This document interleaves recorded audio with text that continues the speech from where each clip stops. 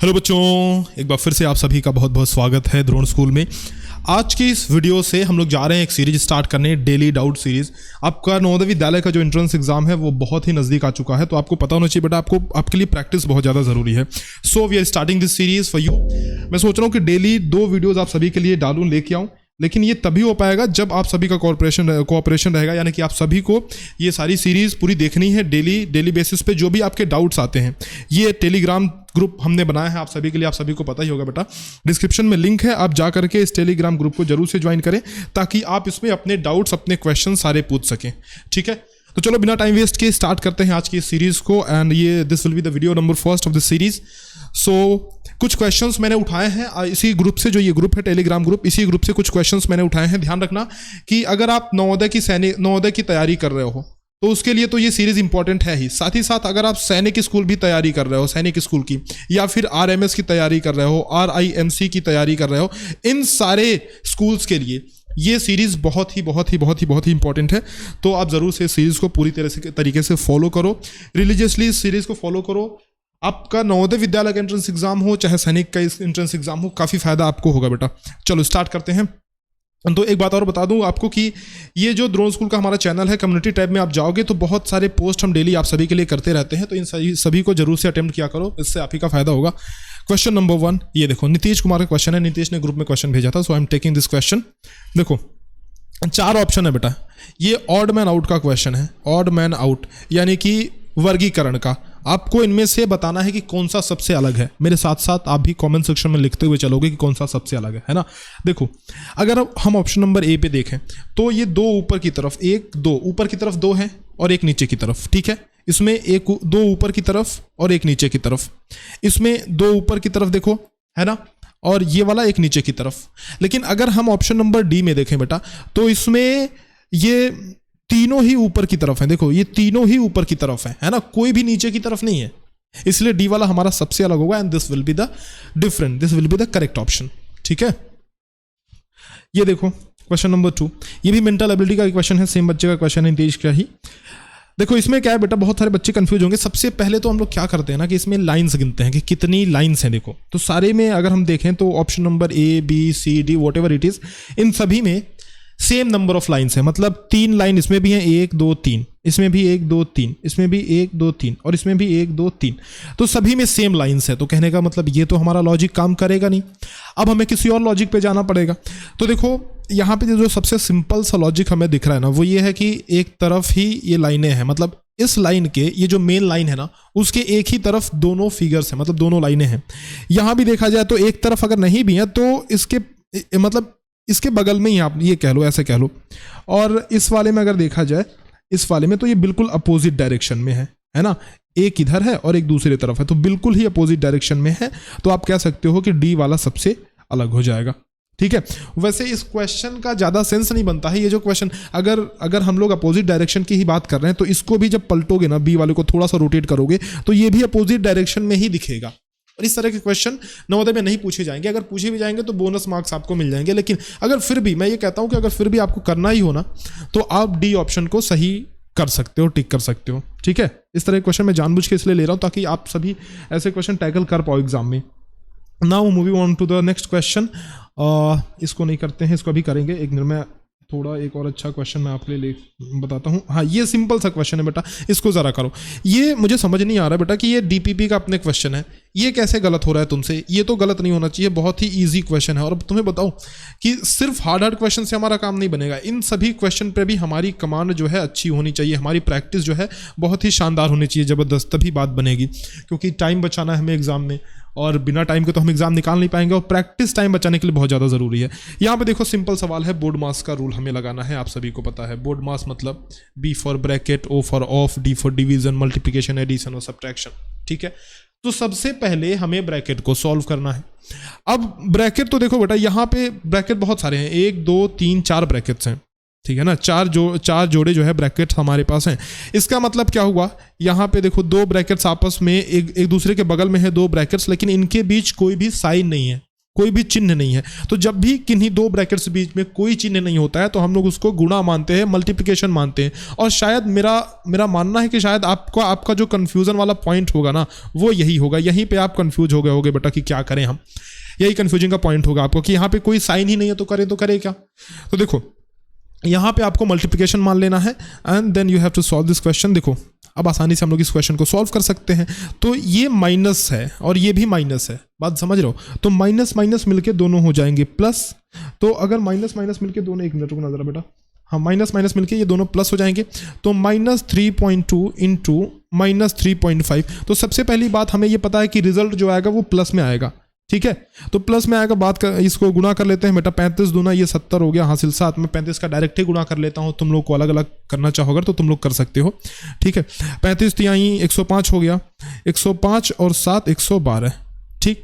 अब 2 अंकों के बाद दशमलव यहाँ पे लग जाएगा, यानी कि 11.2 हो गया ये। तो इसकी वैल्यू हो गई 11.2, ठीक है। अब आगे बढ़ते हैं। देखो यहाँ पे डिवीजन हमें करना है, यहाँ देख रहे हो डिवीजन करना है। तो -6.4 में भाग देना है -0.08 का। देखना बेटा यहाँ माइनस माइनस है तो कट के खत्म हो गया। एक minute, just give me a minute, रुक जाओ। हाँ यहाँ पे माइनस माइनस है तो ये कट के तो खत्म हो जाएगा, हो गया बेटा। ये माइनस माइनस प्लस हो गया। ये देखो दशमलव को इधर लेके आ जाओ, 2 अंक इधर भी 2 अंक इधर लेके आ जाओ। तो 640/8 होगा, 640/8 हो जाएगा ये, 640/8। तो 8 8 64 यानी कि 80 हो जाएगा इसका मान। तो इसकी वैल्यू बेटा 80 हो गई। अब एक एक करके हम सबको सॉल्व करते हुए चल रहे हैं। तो हमारे पास क्या क्या बच रहा है, देखो यहाँ से हम लेके आ रहे हैं -6.5 एंड प्लस इसकी जो वैल्यू आ गई वो आ गई 80 आ गई। एंड फिर यहाँ से प्लस उठाएंगे और प्लस हमारी वैल्यू आ रही है 11.2, ठीक है। अब अगर हम सबको जोड़ें तो देखो पहली बात तो सबको जोड़ना नहीं है, जो माइनस वाला है उसको माइनस कर दो, उसको घटा दो, और जो जोड़ना है उसको जोड़ दो। सिंपल सी बात है। ये माइनस के परिवार का हिस्सा है तो इसको अलग माइनस करो, और ये जो प्लस प्लस है इनको सबसे पहले आपस में जोड़ लो, है ना। तो 80 और 11 91.2, ये मिलकर के 91.2 हो जा रहे हैं, ठीक है बेटा। तो 91.2 हमने यहाँ पे लिखा भाई, ये मिलकर के 91.2 हो गए, 91.2। और ये जो माइनस है तो -6.5 कर दो आप। 12 में से 5 जा 7 हो गया, फिर 90 में से 6 जा 84 हो गया। तो 84.7 this will be the correct answer. बात समझ में आ रही है। और बहुत सारे बच्चों ने इसमें गलत किया होगा, मैं मानता हूं बेटा छोटा सा सवाल है, लेकिन गलत किस यहाँ पे गलती करने की ना गुंजाइश बहुत है। जैसे देखो ये जो है यहाँ पे ब्रैकेट दोनों है। तो पहली बात तो बहुत सारे बच्चों को यही समझ में नहीं आ रहा कि इन दोनों ब्रैकेट का करें तो करें क्या, मतलब यहाँ पे कौन सा साइन लगाए इन दोनों के बीच में। तो ध्यान रखना बेटा, हमेशा जब भी ऐसा क्वेश्चन आए आपको गुणा यानी कि मल्टीप्लिकेशन ही लगाना है, ठीक है। एक बार आपका गुणा हो गया यहाँ पे, फिर यहाँ भाग का साइन दिख रहा है, मतलब हम बोर्ड मास के रूल के हिसाब से इसके बाद हमें इस डिवीजन को सॉल्व करना है। तो स्टेप बाय स्टेप मैनर में बढ़ोगे ना, स्टेप बाय स्टेप मैनर में बढ़ोगे तो कोई दिक्कत नहीं आएगी, कोई परेशानी आपको नहीं आएगी। बस आपको ध्यान रखना है कि बोर्ड मास के रूल को फॉलो करना है, ठीक है। अच्छा, इसमें एक चीज और मैं लगे हाथ बता दूं, मैंने आपसे क्या कहा था बेटा कि जब भी प्लस या माइनस कई पार्ट में डिवाइड होके आए, जैसे देखो जैसे 2 गुणे 3 प्लस 8 गुणे 4, यहाँ पे माइनस मान लो मैं रख लेता हूँ -12 डिवाइडेड बाई 2। इस तरीके से क्वेश्चन आपका आ जाए तो आपको ऐसा नहीं करना है कि एक एक स्टेप बाय स्टेप एकदम से पहले इस गुणे को सॉल्व करें, फिर इसको सॉल्व करें, फिर इसको ना, ऐसा आपको नहीं करना है।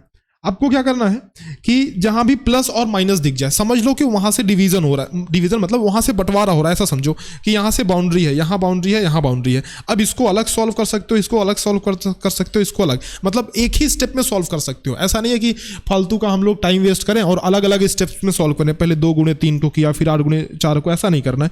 आपको क्या करना है, 2 तिहाई हमने 6 कर लिया, प्लस है तो प्लस लगाया, 8 चौके 32 कर लिया, माइनस है तो माइनस लगाया, 12 में 2 का भाग दे दिया बेटा, यानी कि 6 आ गया। एक ही स्टेप में हमने इन तीनों एक्सप्रेशंस को अलग अलग सॉल्व कर लिया, ठीक है। अब 32 6 38 हो गया, 38 minus 6 this will be equal to 32 and the final answer will be 32, ठीक है। तो ये चीज थोड़ी सी ध्यान में आपको रखनी है। बाकी let's move on to the next question.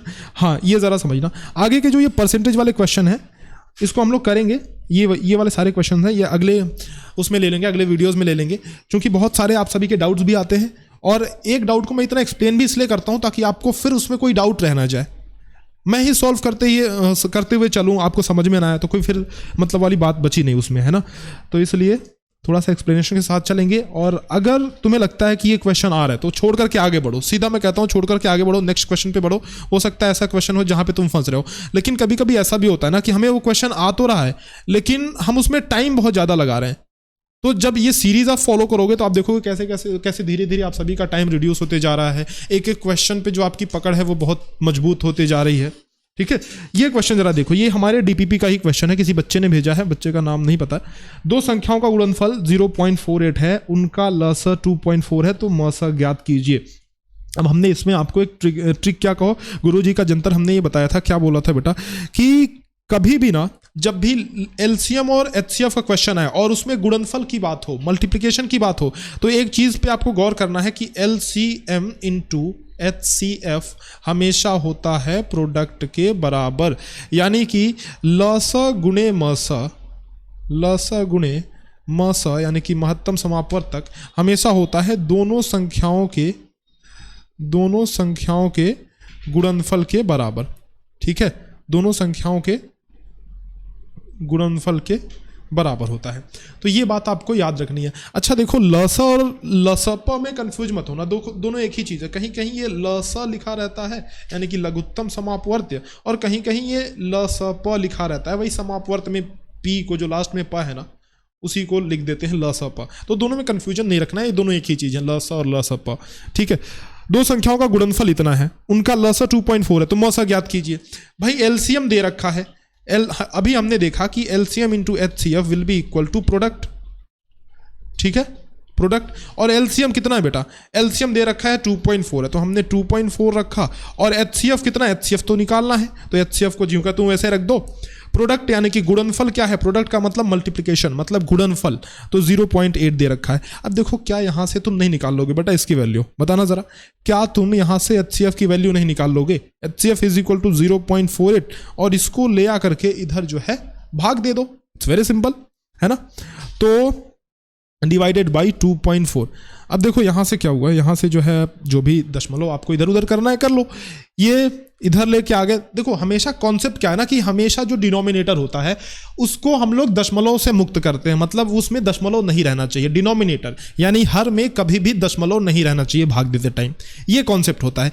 अब उसके लिए हमें जो भी करना पड़े हम करेंगे। क्या करेंगे, जैसे कि हमें अगर लेफ्ट साइड में डेसिमल को खिसकाना है तो हम लोग लेफ्ट साइड में खिसका देंगे, और उसी तरीके से जितना लेफ्ट साइड में खिसकाएंगे उतना ऊपर भी लेफ्ट साइड खिसका देंगे। अगर हमें दशमलव हटाने के लिए राइट साइड में खिसकाने की जरूरत पड़ रही है तो हम लोग राइट साइड में खिसका देंगे, सिंपल सी बात है। वैसे लेफ्ट साइड में कभी जरूरत नहीं पड़ती खिसकाने की, है ना। जब जीरो हो, लास्ट में टर्मिनल जीरो हो, यानी कि जैसे 240 हो, 2400 हो, तब कर सकते हैं, लेकिन वैसे खास जरूरत नहीं पड़ती। कहने का मतलब मेरा ये है, राइट साइड में ही खिसकाने की जरूरत पड़ती है। तो राइट साइड में हमने एक कदम इधर खिसकाया, तो भाई यहां भी एक कदम इधर हम लोग खिसका देंगे। तो ये जो हो जाएगा, ये हो जाएगा आगे 4.8/24। अब 24 का भाग जब 4.8 में दोगे तो ये आएगा आपका आंसर 0.2। अब इसको करने का एक तरीका देखो, सुनो, मैंने तुरंत 0.2 कैसे कह दिया, देखो बेटा तरीका समझो। इसमें क्या है कि ऊपर आपका है 4.8, नीचे है 24, और आपने सोचा 24 से 48 तो कट जाएगा, लेकिन 4.8 का क्या करूं मैं। तो आप ऐसे करो, 4.8 को मैं कैसे लिख सकता हूं, जैसे एक काम करते हैं बेटा, 4.8 को मैं लिख सकता हूं 48/10 लिख सकता हूं, ठीक है, इंटू 1/24 लिख सकता हूं, ऐसा कर सकता हूं। बोलो ये बात आपको समझ में आ रही है? या तो पहले, अगर ये नहीं समझ में आ रहा तो पहले ही स्टेप में देखो, जैसे 48/240 है ना, तो एक काम करते हैं, इसका जो ऊपर वाला डेसिमल है वो भी आगे लेके आ जाते हैं, ठीक है। तो ऊपर का डेसिमल आगे लेके आओगे तो ये 448 हो जाएगा, और नीचे एक डेसिमल यहां रहा होगा, आगे लेके जाओगे तो 240 हो जाएगा। अब देखो, अब बात बड़े कायदे से बन गई हमारी। देखो सुनो, ये 48 है, तो 48 एंड डिवाइडेड बाई 24 कर दो, और 24 इंटू 10 240, तो ये 24 दूना 48, ये हो गया 2/10। 2/10 का मतलब बेटा 0 से भाग हो रहा है, तो यानी कि 0.2 अंक इधर खिसक जाएगा, ठीक है। ये कॉन्सेप्ट हमने आपको कई बार बताया है कि जब भी किसी जीरो वाले अंक से भागो तो हम लोग दशमलव उतने ही अंक खिसका देते हैं। जैसे कि मान लो कि मेरे पास है, एक मिनट एग्जांपल में लेता हूं, मान लो मेरे पास है 3/10, यानी एक 0 से भाग हो रहा है तो एक अंक के बाद दशमलव लगा दो 0.3। मान लो भाग हो रहा है 3/100, तो 2 जीरो से भाग हो रहा है तो 2 अंक के बाद दशमलव लगा दो, यानी कि 0.03। अब ध्यान रखना, ये जो मैं दशमलव लगा रहा हूँ, डेसिमल लगा रहा हूँ, ये 2 अंक का मतलब ये 2 डिजिट है। इस जीरो को मैं काउंट नहीं कर रहा हूँ। दशमलव के पहले तो जीरो लगाओगे ही लगाओगे, तो उसको काउंट नहीं करना है। ये जो 2 है ना, ये जो 2 अंक हैं, ये जो 2 डिजिट्स हैं, इनको हमें काउंट करना है। ठीक है, अगला एक और एग्जांपल लेते हैं। मान लो 3/1000 से हम लोग भाग दे रहे हैं, 3 में 1000 से भाग दे रहे हैं, तो 0.003 हो जाएगा। इसमें फिर देखो कि ये 3 डिजिट्स के बाद हम लोग डेसिमल लगा दिए। ठीक है, तो ये छोटे छोटे कॉन्सेप्ट, बहुत ही छोटे छोटे कॉन्सेप्ट हैं, but they are very very important concept. बेटा you must learn all this concept. ठीक है, तो आई होप कि चीज़ें आपको समझ में आई होंगी। बाकी आपसे मिलेंगे नेक्स्ट लेक्चर में। कुछ और काफ़ी सारे सवाल हैं, सभी सवालों को मैंने नहीं लिया है, अगले लेक्चर्स में करेंगे। मैं चाहता हूं कि आप सभी सीरीज से जुड़े रहें बेटा। डेली 2 वीडियो आपके लिए जाएगा ही जाएगा, अगर आप इस सीरीज से जुड़े रहे तो। फिर रिस्पॉन्स के ऊपर डिपेंड करता है, अगर आपका रिस्पॉन्स अच्छा नहीं रहा तो फिर मुझे ये सीरीज़ बंद करनी पड़ेगी। तो आई होप कि आप ये मेरा साथ देंगे आप सभी, और आप सभी डेली आएंगे और जुड़ेंगे इस सीरीज से। ठीक है, दूसरी बात यह है कि जाते जाते मैं आपको बता दूं कि अर्जुन बैच हमारा है 29 अप्रैल के लिए हम लोग प्रिपेयर करा रहे हैं। जो 29 अप्रैल को आपका एग्जाम होने वाला है नवोदय विद्यालय का। इंडिया का most affordable and quality wise best course हमने दिया है आपको अर्जुन बैच के अंदर।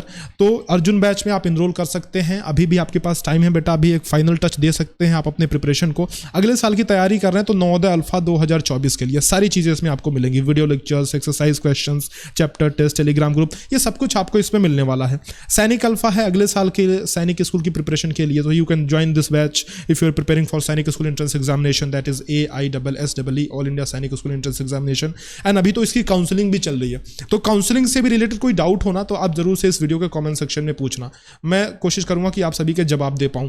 ठीक है, बाकी नवोदय विद्यालय के लिए हमने मॉक टेस्ट अपने ऐप में रख रखा है आप सभी के लिए। We have Navodaya 50 model paper series with all the video solutions over there, and उसमें आपको मिलेंगे बेटा हर एक जो वो है ना, जो हर एक मॉडल पेपर्स हैं उनके 3 सेक्शन में वीडियो सॉल्यूशन मिलेंगे। मेंटल एबिलिटी का अलग, लैंग्वेज यानी कि हिंदी या इंग्लिश का अलग, और मैथ्स का अलग। And they are available in both the mediums, मतलब हिंदी और इंग्लिश दोनों मीडियम्स में अवेलेबल हैं। तो आप इनको अवेल कर सकते हैं। द्रोण स्कूल का ऐप डाउनलोड करें। किसी भी जानकारी के लिए इस नंबर पे यानी कि 6260388361 पे हमें कॉल या व्हाट्सएप जरूर से करें।